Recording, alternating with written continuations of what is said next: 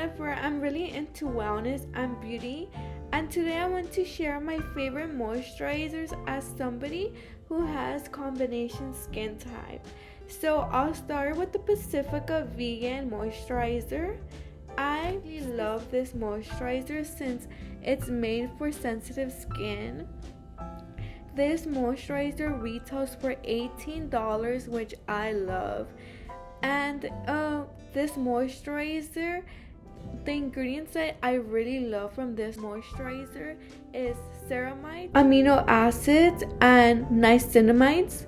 The ceramides help restore skin's natural barrier by literally adding lipids that your skin loses. Amino acids help the skin with hydration by attracting and holding onto water on the skin. And niacinamides help with oil production and has anti-inflammatory properties. Another moisturizer that I love is La Roche-POSAY moisturizer, the double repair face moisturizer. I've been using this moisturizer for weeks now and it's almost done because I love it.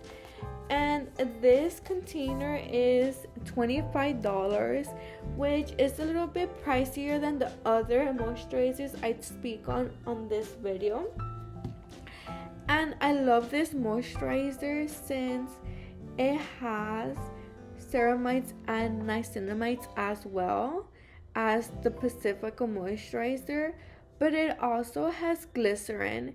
This ingredient is a humectant that draws moisture from oil, a humectant that draws moisture from air to hydrate the skin, which is amazing. We want as much hydration as possible in a moisturizer.